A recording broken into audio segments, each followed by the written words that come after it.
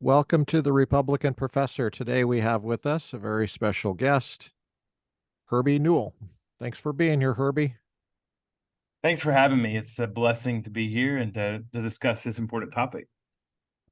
Okay, so you use the word blessing, Herbie, and in my experience, secular people don't use that term. I don't know why. It's a great term in English, but people don't avail themselves of these wonderful English words. So does that give us an insight on where you're coming from as far as your Yeah, for worldview? sure. Yeah, so my worldview is definitely based in God's word, a biblical worldview. Every blessing, every encounter that we have is a gift of God.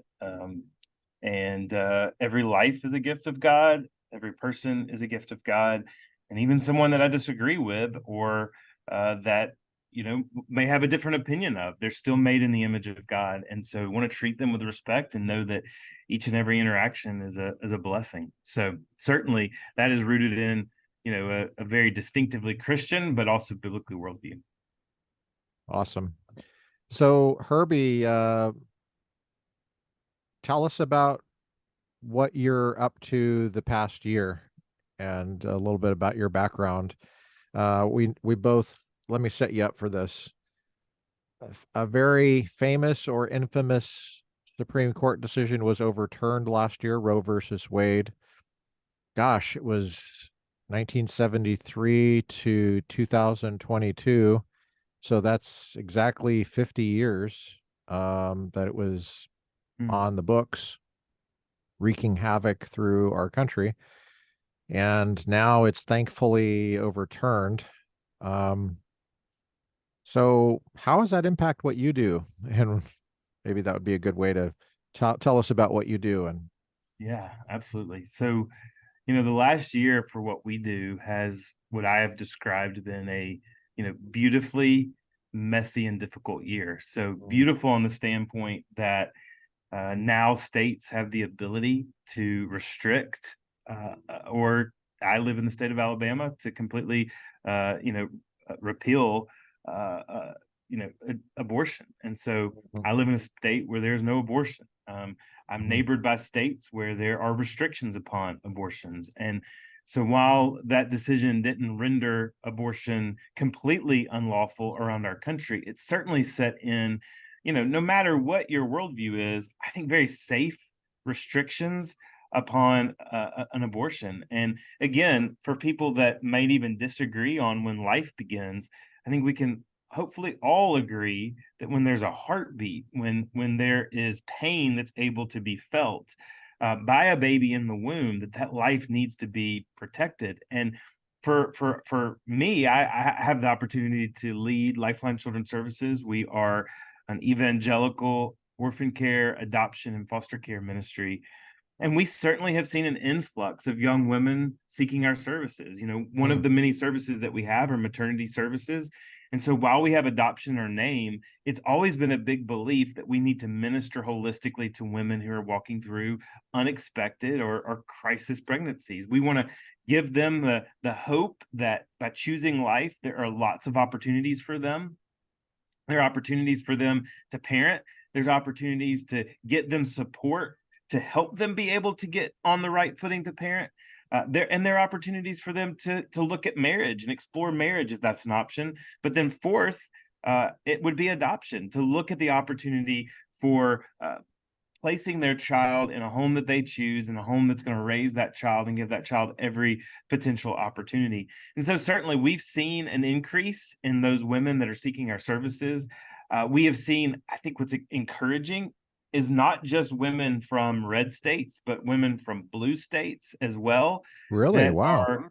are seeking and saying, "Hey, I want to explore what the options are outside of abortion." And so, I think while abortion never left the public sphere over the 49 and a half years that Roe was in there. I Hmm. think certainly the Dobbs decision has put it back forefront, and not just in our political discourse, but 100% it's put it forefront in the mind of those women who would have been seeking after having an abortion. I think the other interesting thing that is both discouraging and encouraging in the last year discouraging that, the current administration tried to put executive orders for the abortion pill to be over the counter at CVS and Walgreens and your local drugstore.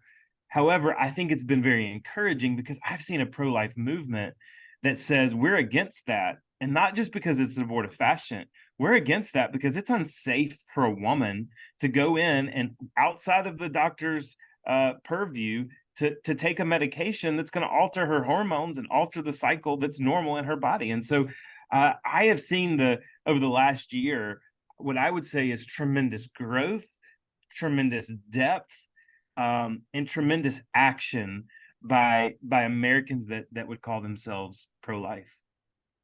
Wow. Can you give an example of somebody from a blue state that has sought you out for different Yeah, way for of sure. looking Well, at things? Yeah. I know it's I'm confidential, but can you tell us yeah, a story that's confidential?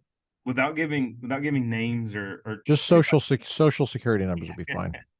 without giving out too much or biographical information, I will tell you, and since your background there is the Golden Gate Bridge, we actually did get a call from a young woman from California in particular that I think about. Wow. And while in California, abortion is extremely readily available. In some ways, you could argue more readily available than it was post or pre Dobbs. Uh, we've had not just one, but I can think of one particular woman that called and said, you know, I don't even know if I can have an abortion in California, which of course brought a conflict of belief because we don't want to be dishonest, but we also don't want to lead someone down a destructive path. But we said, well, I mean, each state is different, and you certainly should look at the laws of your state. However, we'd love to talk to you about the life options. And so we had a counselor that actually went and visited with this woman face to face, walked her through her pregnancy. Her call came last summer, and this young woman gave birth to a beautiful baby girl. And Wow. while she didn't end up choosing adoption per se, she did choose an option that would give her an opportunity to get on her feet. And just a couple of weeks ago, she was able to get her child to move into a new residence. She started a new job, and her path is on a good path. There's a good trajectory. As a organization, and especially as a ministry, we were able to connect her to a church that wouldn't just help her physically, but would also walk with her mentally and emotionally and spiritually. And so, just Was from a call of a she girl, was a Christian? she was not a believer. No, she was not a believer. But with all the news spinning around about abortion on her social media feeds, she honestly didn't know if she could get an abortion in California. Again, this was last summer, so this was Yeah. well on the hills of the right on the hills of the Dobbs decision, Yeah. and she's still not a believer. But So she's a part she just looked you up online or whatever and then She found did. you. She found us online through Wow. um, online services. Thanks, Google. Yeah, yeah. So, again, she chose life. Wow, that's awesome. She's in a church. I mean, our prayer and hope would be she would believe what we believe, but Yeah. but there were no strings attached by this church. They What brought her in with open arms and said, "We want to minister to you, and we want to love you, and then we want to, by extension, love your child as well." what was the what's the name of your organization again? It's Lifeline Children Services. Okay, cool. And it's adoption. What are the services again? Adoption. Yeah, so we do orphan care, adoption, and foster care. Wow. Foster care. Let's can we talk about foster care for a bit? Yeah, please. That seems to be man, I just can't wrap my mind around the foster care situation in this country. What are we looking at in foster care? What's the what give us an idea of the type of challenge that we have as a country with foster care. Yeah, so currently we have about 450,000 kids that reside in U.S. foster care. Now that Wow. does not include the kids that have an open case with their local child protective services or parents that have open cases. That's just kids that have been removed from parental care in our country. I think the cold hard reality is that especially many of our larger metro areas around the country have lists of children that they need to pick up, but they're understaffed. They're under collateralized, and so they don't have the ability to go and to pick children up that are in hard situations of neglect, potentially abuse. So you literally have social workers in most of our large metro areas that are having to make judgment calls every day about which cases are the worst, which cases are the hardest. So on one hand, we have a growing population, and I would say ideologically, I would tell you a lot of the reason that's growing is we've seen a breakdown of the nuclear home. We've seen a breakdown of the nuclear family. We've seen a redefinition of family and a redefinition of what I believe is it means to be a man and what it means to be a woman, and we're reaping the consequences when our children don't have safe places to call home and are having to be removed from their biological birth family. So you see it coming in.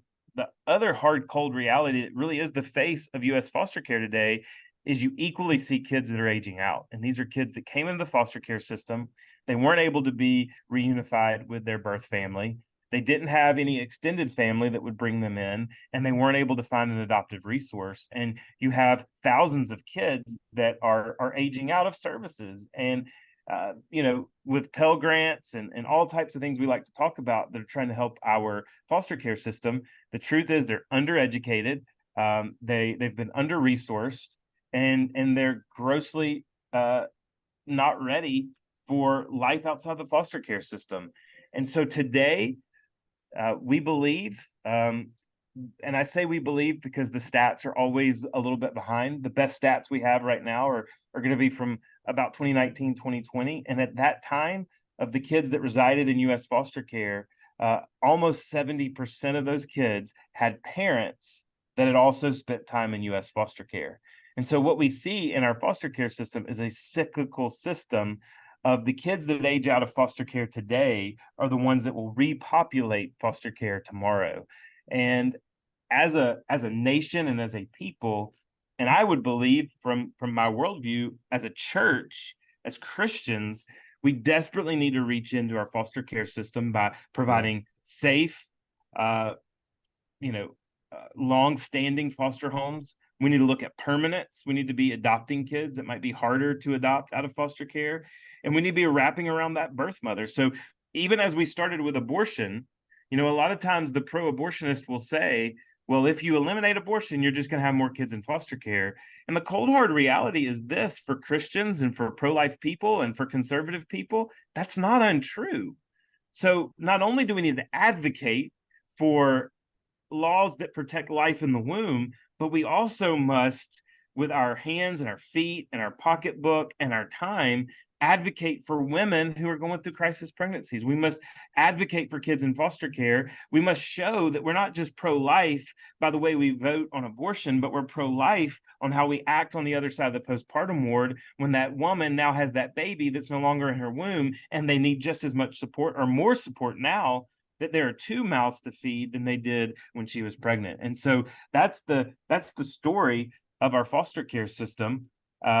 We need more foster parents. We need more opportunities to rehab families so that they can reunify with their kids. And we need to help these kids that are aging out in massive ways. Wow. What's the age to age out? So it depends, state to state. So every state program, but the average is going to be about 19 to when you age out. Now, if a child does get a Pell Grant, so they're able to do some post-secondary education or some any type of junior college or studies, undergraduate studies, they can go and receive services as long as, again, state to state, the longest I've heard is 25. So some can stay in the system where they're being provided for until 25. The majority are going to age out before their 20th birthday. Wow. That's quite a challenge. And I'm sure you just scratched the surface of this. Do you, can you tell us a little bit about how you got into this whole thing? Why, as my students might say, why do you care? Yeah. So Yeah. So, were you just born caring? Is it just something your mom put in the cereal or? well, I will say this. I do remember in middle school, one of my dear friends, his mom ran the crisis pregnancy center in our town. Hmm. And while I probably didn't have a real cognitive understanding of what that exactly meant, I at least understood that she was helping women choose life and seeing that there were other options for them and their children. Interestingly enough, I met my wife in college, and a lot of people aren't going to post-secondary education and saying, well, I want to be a director of a crisis pregnancy center. But my wife, when I met her, she said, well, my dream when I graduate is to run a crisis pregnancy center. And she did. She was the assistant director when we got married of a crisis pregnancy center in our hometown. And what would end up happening, and I cared, but I think the depth of my care grew as she would come home at night. And again, like I did with the girl in California, tell me stories about women and what they were going through, and the clients that she had seen. She didn't share their names or any demographics, but she told me about their stories. And the Lord began to break my heart for the things that broke his. We began to pray on behalf of these young women and the children in their womb. We begin to ask the Lord, what do we do?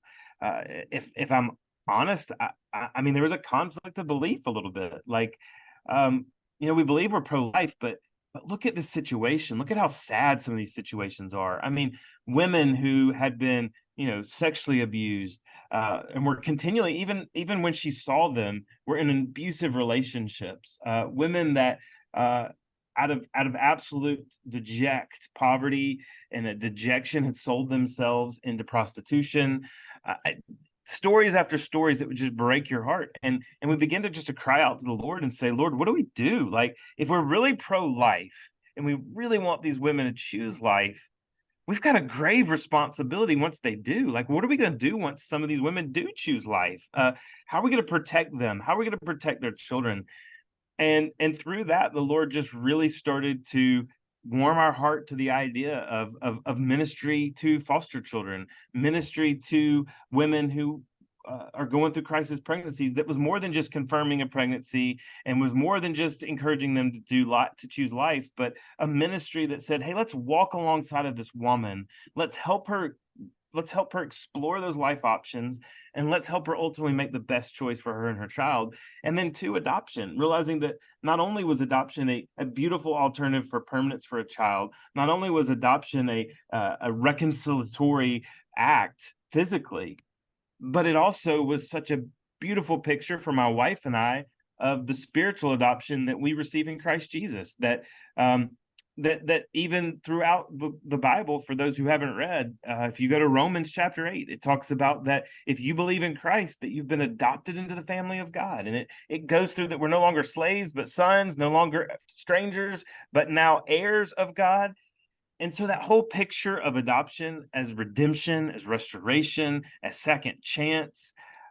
Also looking at the Old Testament, and there's a story in the Old Testament where two women come to King Solomon, and Solomon was asked by the Lord, I'll give you whatever you want. He asked for wisdom. So Solomon, being, as the Bible would say, one of the wisest people that ever lived, two women come to him in the middle of the night. One woman's baby had passed away, and she switched her baby with another woman, and they're coming before King Solomon. And it says King Solomon, his wisdom, looked at the women, and he said, well, I'll split this living child in half, and I'll give each of you half. And the scripture says that instantly the mother, whose child it really was, says, by no means split this child and kill this child, but give it to this woman. And that sacrificial love of a mother to say, if I can't take care of my child, I would rather them live with another who can take care of them than bringing harm to them. And that's the picture of adoption. A mom that's saying, I can't provide for my child, but I don't want to split them. I don't want to take them out. I don't want to hurt them. I want to place them in a loving, safe, nurturing home. And so, just through the prayer, God began to prick our hearts. And Lifeline Children Services, by God's grace, was looking for an executive director at the time. Most people find it funny. I was actually a CPA doing financial audits and financial consulting. And so I like to say I went from a pocket protector to children's advocacy. So it was certainly was a strong career change, but it was one that I can say after 20 years that I haven't regretted being able to advocate for women and children. Hmm. Where did you go to college and what did you major in? So I went to Samford University. It's in Birmingham, Alabama. It is a Baptist liberal arts school. I got an accounting undergrad, and then I got an MBA with a concentration in accounting from Samford, and then went straight into working for an accounting firm here Yeah. locally for about 4 years. Wow. What'd your wife major in? She majored in human development and child studies. So again, 100% tunnel focused on I'm going to run a crisis pregnancy center to help women who are going through Wow. crisis pregnancies. In her small town in South Georgia, she had 3 friends who their senior year went through unexpected crisis pregnancies and Mm. had counseled them through that. And the Wow. Lord just pricked her heart to say, how many women don't have a friend that will walk with them through their pregnancy? And she knew she Yeah. wanted that for other women. Oh my gosh. This is huge. This is huge, man. Pregnancy is such a scary thing for folks. Yeah, I mean, I can't imagine facing that. I can't imagine. But I'm of the old, I'm a dinosaur now because I believe that men can't get pregnant. It's one of those things where you can't believe we're having this conversation at this point. Um, how did your agency get started? How long has it been around and all that? Yeah, so Lifeline was started in 1981, and we, interestingly enough, grew out of the Crisis Pregnancy Center network. Our founder saw the crisis pregnancy centers that were starting to pop up in the late 70s, early 80s. That's when that kind of core crisis pregnancy, CPC, unexpected pregnancy organization started coming together. Hmm. And he went to one of the local crisis pregnancy centers and he said, y'all may be helping them choose life, but who's walking them through their pregnancy? Who's discipling them? That was actually the word he used. Who's discipling them Hmm. in the way that they should go? And Yeah. so we started as a ministry that was here to disciple women through their pregnancy, even to where you said pregnancy is a scary thing. We Hmm. started as an organization that said, hey, we're going to walk these women through their pregnancy. We're going to help them with their options. We're going to help them look at what's ahead of them. If parenting is what the desire of their heart is, and it's what's best for them and their child, let's help them do that successfully. And then over time, the ministry grew internationally. We're working in over 18 nations with orphan care and adoption programs. Certainly with foster care, grew in family reconciliation. We have a full program that works with families that have lost their kids in the foster care system, that takes them through a parenting mentor journey, helps them get on their feet, helps them get some life skills and some job skills that put them in a receiving place to get their children back and to actually thrive. So Wow. all of those ministries, though, were all birthed out of this journey of how do we defend life? How do we live out life by helping this woman? And how do we really angle to make Yeah. sure that we're protecting life in and outside of the womb? How And long have you been in this current role then? so I actually started in my role as executive director 20 years ago this May. So in 2000 May 2003, I stepped out of the public accounting world and consulting world and into the child welfare world. Wow. So you've been doing this a while. For I have. for those who don't know about adoption, how much does it cost and how long does the process take? Yeah. Like say So somebody's listening to this right now and they feel that right. leading. What are they facing? Yeah. Realistically. Yeah. So realistically, um, again, I'm not speaking for our organization. We tend to be on the uh, the lower side. Actually, we are on the lower side. So domestic adoption, if you're going the agency route, working with an organization that's licensed by the state, um, you're Is typically that looking you at or is that's that us. Yeah, we're that's us? licensed by the Okay. state. So Okay. you're How looking many routes are there? so I don't know. there's private where you're matched. Maybe someone in your community who is pregnant and you go get an attorney and that attorney walks you through. There's facilitated, which is a private individual who is basically, I hate to say it, matchmaking. So here's a family that wants to adopt. Here's a woman that wants to place. We're matchmaking. We put you with an attorney. Then there's agency adoption. And so that's organizations that are all nonprofit who have to go through the rigors of getting licensed by the state, but they're full service. So they are helping women with social services. They're helping family with social services. They're doing all the legal work, all the help to make sure the legal process. And then I guess really fourth, domestically, you also are looking foster to adopt, and that's going to be straight from the government. So local child welfare as a governmental entity. So adoption from foster care, I'll start there. Okay. It's the least expensive. It costs zero. So the county is not going to charge a family anything to adopt a child out of foster care. Typically, the reasons a lot of people don't go that route is because it isn't quick. A lot of times you'll end up fostering. Sometimes you can have a child in your home for up to 3 years and you don't know if they're going to be able to be adopted. They could be returned to their biological family. So there's some risk. The time frame is a lot less determined. Mm-hmm. There is adoption of teenagers from the foster care system. That is a quicker process. It's also it doesn't cost anything.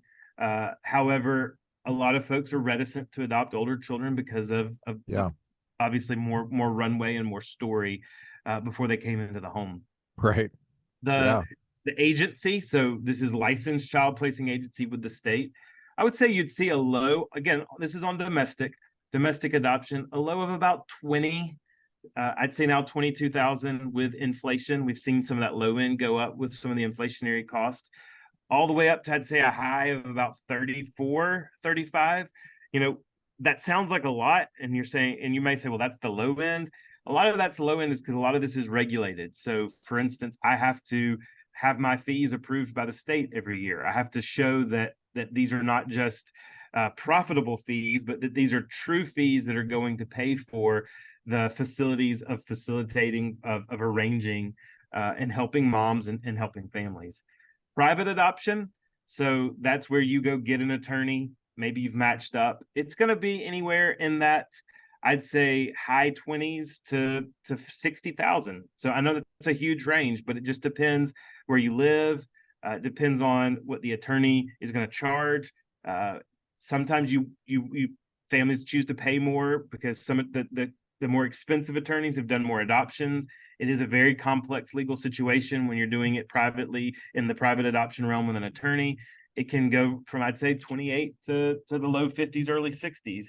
Facilitated adoption, where you have private citizens making matches and then sending you out privately. Many people may have heard former Vice President Mike Pence on an interview he did recently say that adoption costs $70,000. That's where you start getting into the $70,000, $80,000 is when you're going through what we would call a facilitator or someone who's doing kind of a matchmaking. Those tend to be the most expensive on domestic. When you look internationally, so adopting from, and I'll also say this real quick. If you go backwards, that's the time frame. So typically people, the facilitated match tends to be a little bit quicker. I'd say a year to 18 months. The private attorney, can be anywhere from 18 months to 2 years. Typically, agency ends up being 18 months to 3 years, and then foster care is just a whole lot harder to tie down a time frame. Internationally, the average cost is about $35,000, and that includes airfare. That includes accommodations when you're in another country. That includes all the fees you have to pay both to the U.S. and to that country, as well as the social services. So certainly there's some that are going to range a little bit higher and some are going to range a little bit lower, but the average intercountry adoption is about $35,000, and the average time frame is about 18 months. And that's for international. That's for international, yes. Oh, wow. That sounds overwhelming to me. It's no wonder a lot of people seems like they don't talk about it a lot and they don't think about it a lot. It does seem overwhelming, but there are people with means and not only you have to have the means, you have to have the heart for it and the stamina for it. So do you have many secular people that are like all over this? Or Yeah, is it mainly religious people? Because I'm thinking of the kind of people that would want to do this. It seems like you'd have to have a lot of heart for humanity. And I when I look at secular people, I don't see the heart for humanity. I see a love for big government, but I don't see a love for individual people. I would say probably the way I would say it is you see folks that are, as you would say, more religiously affiliated are going to have a little bit more again of a ministry bent of a Yeah. how do we help humanity kind of a bent. I think from and again I know I'm giving gross stereotypes when I say this, but I would say that for the most secular are seeing it more as a transactional, right? So Hmm. I want a child, I need a child, I can't have a child biologically, It's and so for me. transactionally I want to adopt. I would say Okay. again, and that's very stereotypical, but stereotypically more of the religiously inclined are what else can we do? How can we help? How can we make a difference? Mm. So I think it's the difference between someone that wants to, wants to help and someone who wants to receive. Yes. Which very much, if you look at even like you said, in a secular monetary government way Yeah. as well, that tends to be the difference as well. More religiously, or how can I help? How can I give? More secular, or how can I receive? Or how can I get? Well, your impression matches with secular research on this topic. And just off the top of my head, because I don't have everything on at the tip of my fingers, I could give folks a resource to check that out. Is there's a podcast called it's on K through 12 research. It's called, but it's Harvard. It's based at Harvard.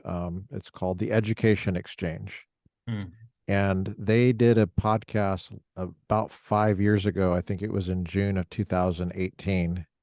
Again, this is just the top of my head, where he asked, there was a guy that came on who did research on how well private school K through 12 versus public school K through 12 prepares students for life, not just getting into college, because that's where a lot of people just focus on college.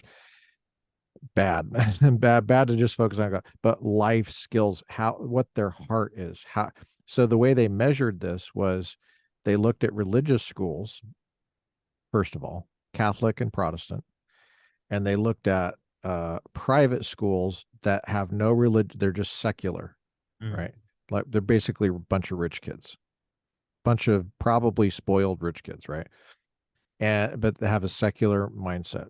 And then they looked at K through 12 public, and mm, they measured their civic engagement. In other words, the kind of stuff you're talking about, the getting involved mm, with a heart, like they put their heart into it, something that requires sacrifice on their part. mm, And would you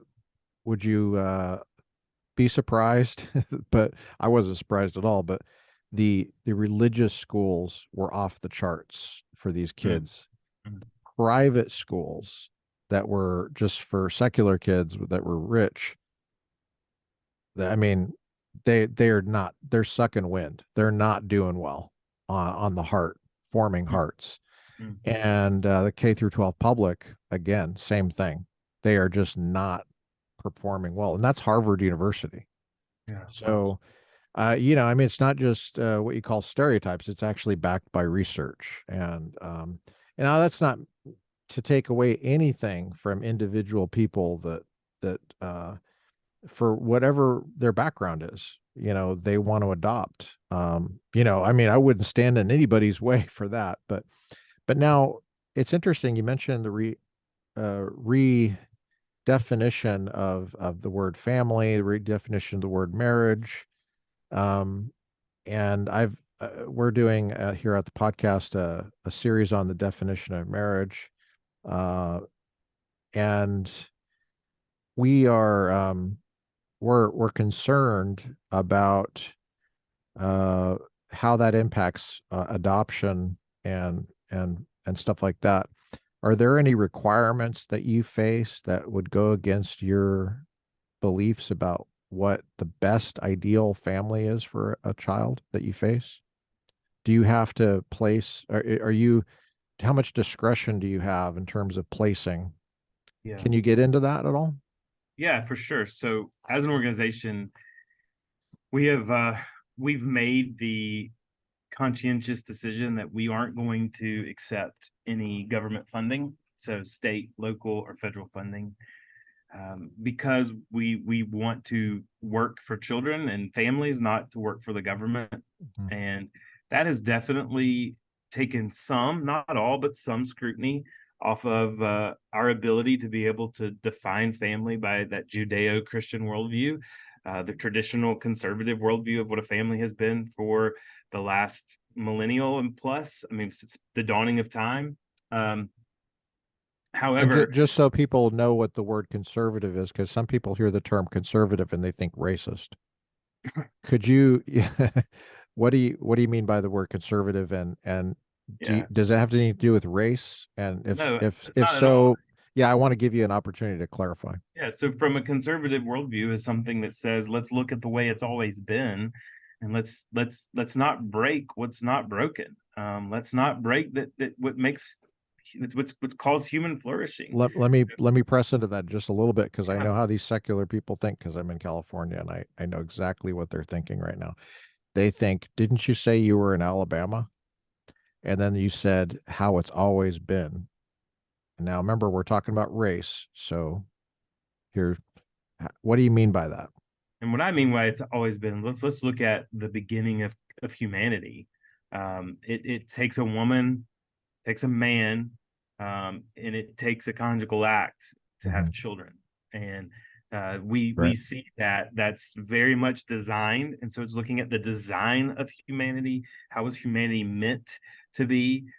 What makes humanity flourish, and what has caused humanity to flourish? And it's typically not all the new things. From a Christian worldview, I look at a book like Ecclesiastes that says there's nothing new under the sun, and truly there is nothing new under the sun. All of the ideas that we're getting from the progressive right now were Marxist ideas from generations back. So there's nothing new under the sun, but we want to conserve and say what is really best for human flourishing. How did life begin and start, and how do we conserve those values? How do we conserve the things that were there? Now, again, I can't speak outside of my worldview, but from a Christian heritage, I believe that sin corrupted the world. And that's where we get racism. That's where we get hurt, hateful, bigoted, oppressive type things. It's not from the design, it's from a sinful people who brought in a sinful worldview that brought hatred, that brought scorn, that brought bigotry.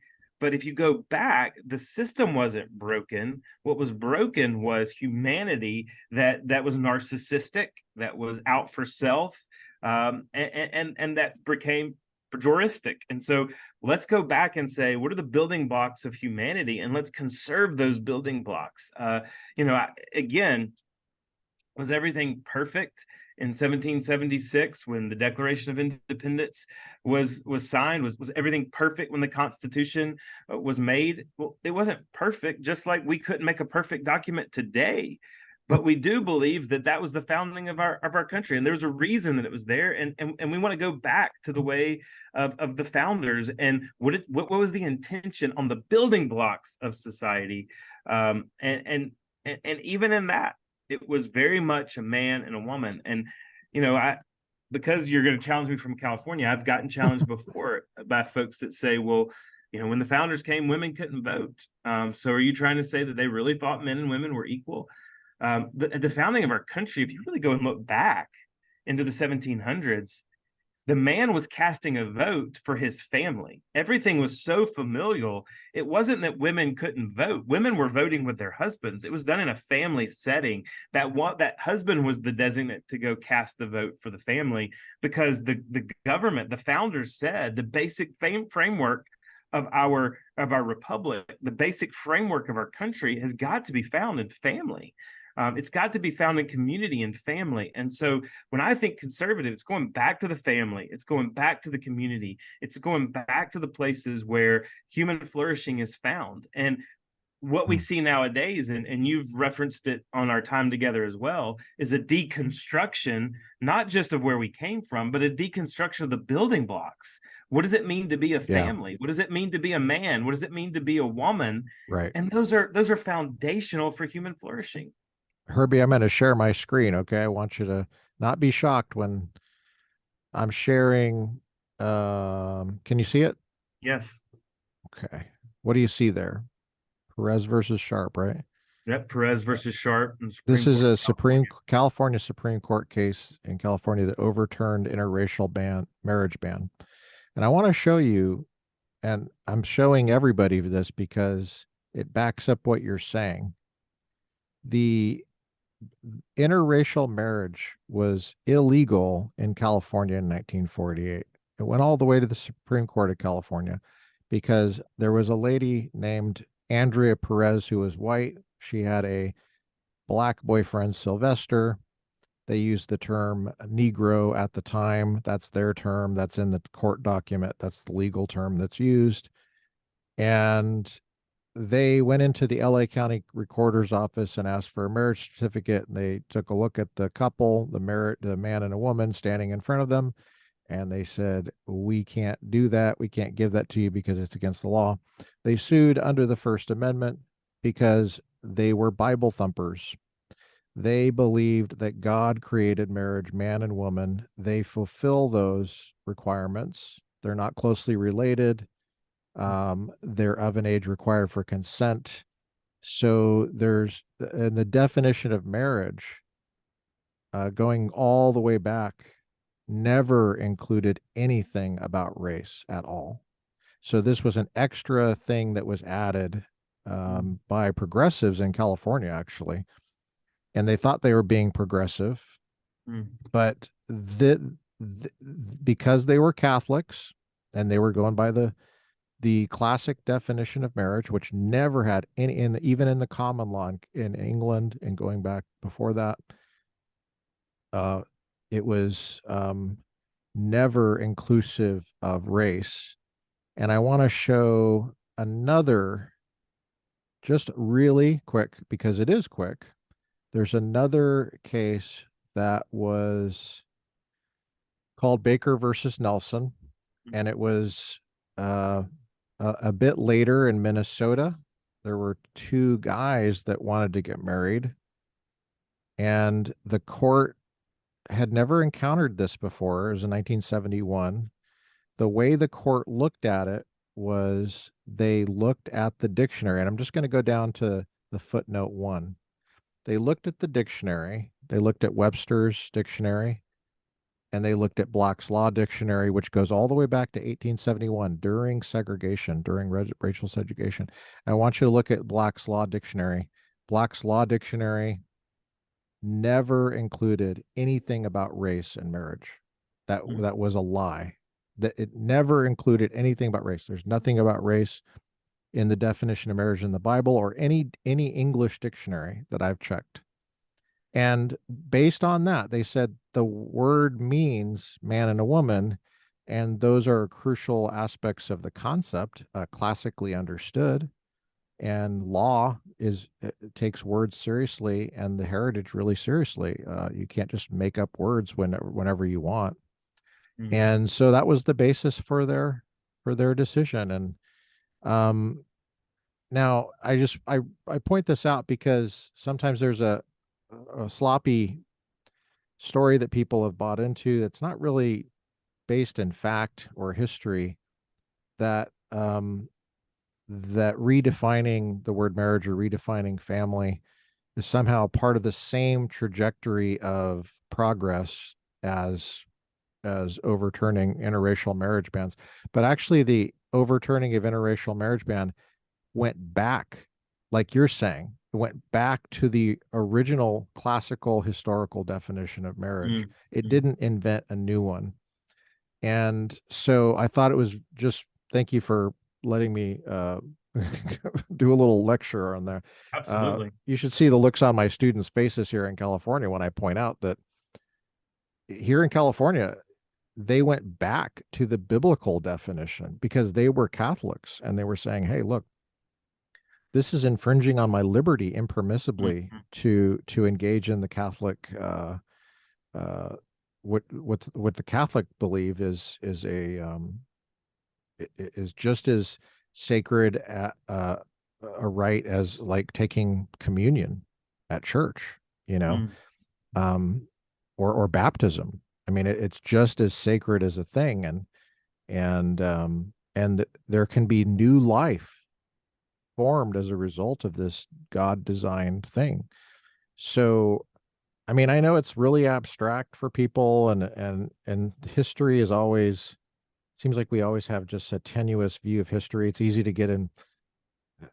Some of my students have really horrible caricatures of the South, which I just think are just when I heard you were from the South, I knew I had to address some of that, and just my wife is from the South, and I'm not from the South. I'm from the West, Colorado, but the people I've met in the South and my wife's family, they are some of the uh, most grounded individuals of any race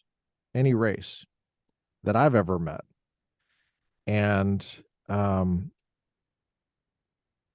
I just, I'm so appreciative of what you're doing and the heart mm. that you have here. What do you need? Like, what are you looking for? Do you need clients? You need money? What do you need? I'm sure you need Yeah, all something. of above. Yeah. I mean, yeah, I think first and foremost, we're our client are women and children. And so if you know a woman or a child in need that can be helped with our services, we would love to help them. We need volunteers. We need adoptive families. We need foster families. We need families that are willing to go travel around the world and care for orphans and multiple children, and will help with their communities. And then we need people that are give. We are a 501(c)(3) nonprofit ministry, and the lion's share of our support comes from people who believe in what we do and the results of what we get, and the faith with which we do it, and want to support organizations like ours. So, yeah, all of the above. If you know, especially if you know a woman in need, a child in need, please reach out to Lifeline at lifelinechild.org. And we would love to come and wrap around that woman and wrap around that child and give them the love and the nurture and support that we can, as well as the services that we have. And Give that for website again one more it's time. lifelinechild.org. And if you're looking for us on social media, we're on most of the major social media networks, and Okay. our handle is at Lifeline Child. So if you remember Lifeline Child, you get us on the web and you'll get us on social media. Wow. Uh, to kind of close out here our time, would you mind? I think the power of story is important here, and we're at the really abstract level here. Can you give us a particular story that has stood out to you over 20 years that is really powerful? There's got to be something there that Yeah, we can have in our minds as we close out. yeah. So there's several stories that come to mind as you say that, but I think in light of what we've talked about even recently in family, in marriage, but also one that illustrates help. We have a maternity home that we have operated since 1984. And I remember early on in my career here at Lifeline, I got a call. We were a little bit smaller then. And so whenever anything would happen in the maternity home, I was the one that got called. And this is going to sound bad, but we had lost one of our residents. They couldn't find her. And Hmm. to paint a picture, the maternity home is on a rural setting on 80 acres, schoolhouse, 3 homes on the property. And the director calls me in a panic and said that they'd been looking for this little girl. She was 17 years old. They've been looking for her for about 30 minutes, had no luck, searched almost everywhere, the barn, the stables, everything. And they were calling me because legally, as a 17-year-old, I was her guardian, and Hmm. they wanted me to come out and see if I couldn't help. And so I got in my car one night and went on my way out. It was about 45, 50 minutes from my home. And it was just towards the advent of having cell phones with you at all times. And my cell phone rings, and it was our director. And he said, "We found her." And I think the most profound part of the story was this. It was a little African-American little girl. She was 17 years old.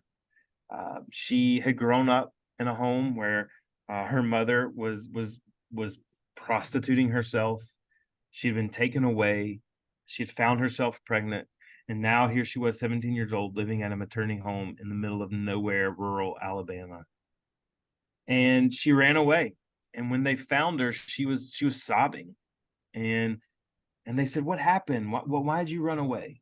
And she said, "I've run away my entire life." She said, "Never had a daddy. My mama was hardly ever there. My family really didn't even pay attention to me." And she said, "I'm crying because for over an hour, I've heard y'all yelling my name out looking for me, and no one's ever come looking for me." Wow. She said, "Every time I run away, no one comes looking for me, but y'all came looking for me."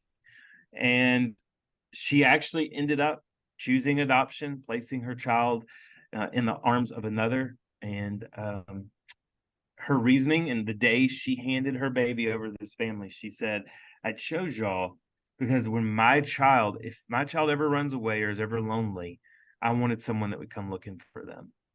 And that's the power of care when you're caring for someone who's not flesh of your flesh, bone of your bone.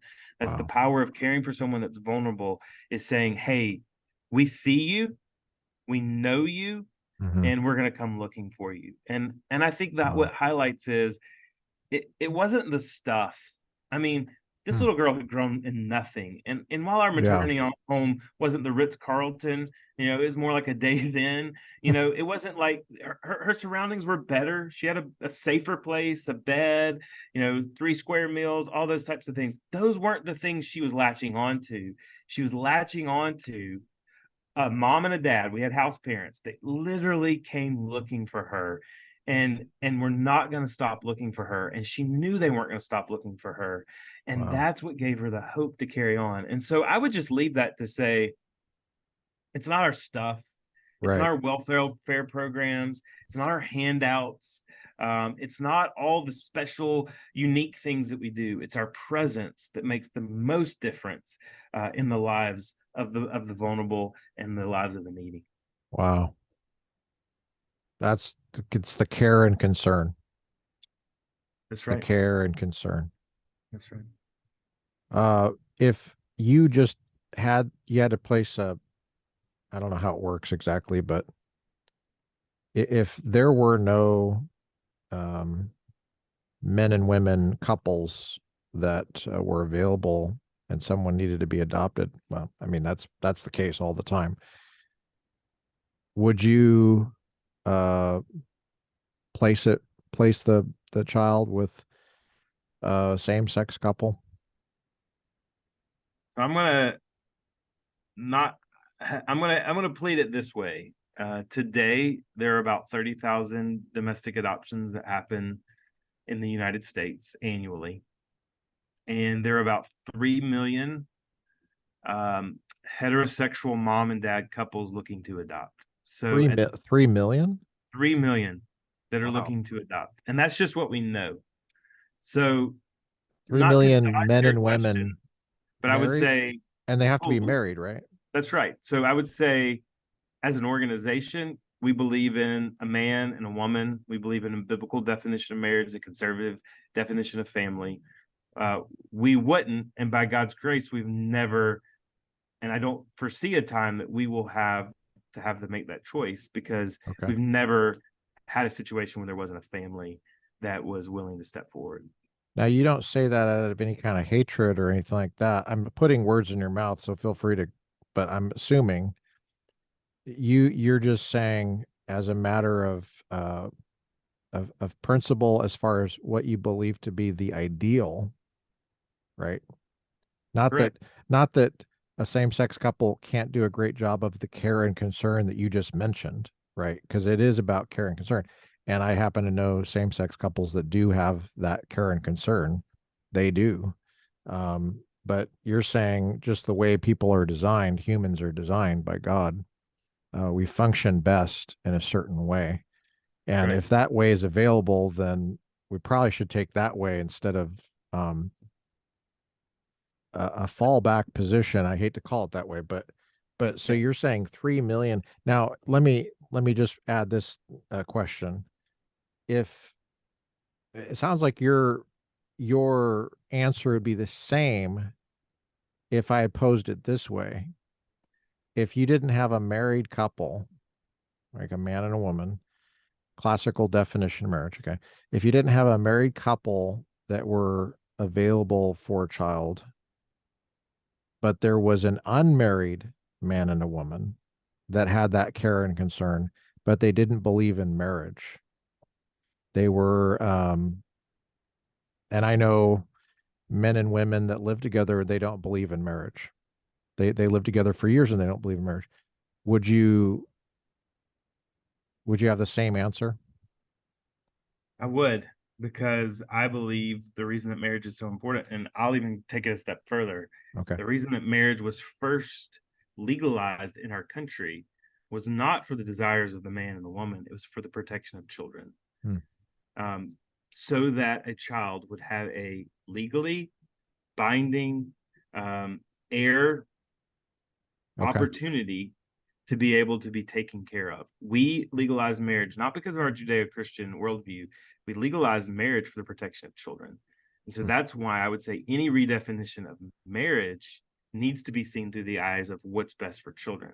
And I would also tell you the reason I believe that a man and a woman in a committed covenant marriage relationship is best for a child is because that is how children flourish with that's how they come to be, is through the conjugal act of a committed man and a committed woman. And it's made that way because a child needs a mom and a child needs a dad, not just out of function, but emotionally and mentally. And you want to talk about research, there's tons of research that shows the emotional, spiritual, educational, mental, and physical development of a child that has both the influence of a committed mom and a committed dad. They do better in school, they do better emotionally, all of these things. When they have committed parents, they're going to drive them up. When we have a child that is in trauma from a parent that cannot parent them, that is looking at adoption, we Yeah. need to give them the very best opportunity to flourish. We need to give them the very best opportunity to give everything that we can to make sure that they flourish and they do well. And they have every opportunity to do well. And we believe that's in a committed, married, heterosexual family. I'm going to read to you from Webster's New Riverside Dictionary, Revised Edition, 1996, the definition of family. And I got famine. Okay, here's family. A social unit consisting especially of a man and a woman and their offspring. That's the first definition it has in 1996.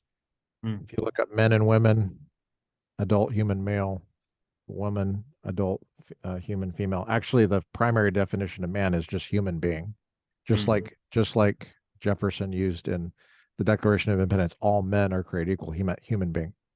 That's classical definition. So, I mean, your whole business is basically providing backup when that falls apart. That's right. Providing this is the second best. And so you're already ranking and ordering and stuff like that. So I see your work as very sensitive to those kind of metaphysical orderings and so it's, it seems like you'd have to have a handle on how a view about how people are created and what's best for people. And it's no surprise that we're so messed up as a society if we don't have an idea of what clear idea of what that is. 100%. It's the building blocks of any successful society. And you look anthropologically, any successful society has believed in marriage, family, and children. That's true. Yeah, that's right. It's amazing. Well, Herbie Newell, I appreciate you coming on the Republican Professor podcast and answering some of my uncomfortable questions, maybe. Is there anything you'd like to add that I left off? I can't think of anything offhand, but I would just say that the things that we're talking about, even as you look at a Republican philosophy, a conservative mantra, Sure. it's all built on what we've talked about today, and Yeah. adoption and foster care, and even advocating for life, is the building blocks of the conservative mantra, and it's the building blocks of every successful society. And so I would hope and pray that people that understand this would know that's why abortion, that's why adoption, that's why family is not a political issue. It's ultimately a human thriving issue. Yeah. And when we start to tear down and deconstruct what it means to be family, then we're on a real slippery slope. And just to clarify, if a man and a woman who are married were an interracial couple, they would be first in line. Correct. We have many interracial couples that we help. I'm glad I asked that question because I would have been like, oh, I didn't ask that question just like super clearly. But I mean, I know where you're coming from, but I have to ask these questions just because there's so much confusion out there, different messages that kids are getting in the K through 12 and in college. By the way, how was Sanford? Did you like going to Sanford's school great. there? I enjoyed going to Sanford, and I will say, even since I've graduated, I think it's even gotten better. So Oh, my son is 18, and he's actually going to follow in our footsteps and go to Sanford in the fall. And I've seen them actually, become more staked in their conservative oh, Baptist roots than less staked. So that's it's awesome. encouraging. That is so cool. And just for people that don't know, are there black people that go to Sanford? There are Asian, uh, internationals. It sounds like Latino. Stanford, but it's not Stanford. It's It's not Sanford. Stanford, and because you're That's in probably California, that's a compliment, by the way. It's not yeah, Stanford. actually, because you're in California, I'll tell you. And I have this T-shirt. One of the best T-shirts at Samford University is it's SAM, Sam, not Stan. So 'cause so many people confuse it with Stanford. That's awesome. Well, thanks for coming on. And you're with Lifeline Children Services, lifelinechild.org. We're going to link that on in the notes to the episode, and also your @ Lifeline Child on social media. That's Twitter. Is that That's Twitter, correct. Instagram? Okay. Twitter, Facebook, Instagram. Okay. Awesome. We'll link all that stuff. Thanks for coming on, Herbie. Thanks for having us. Okay.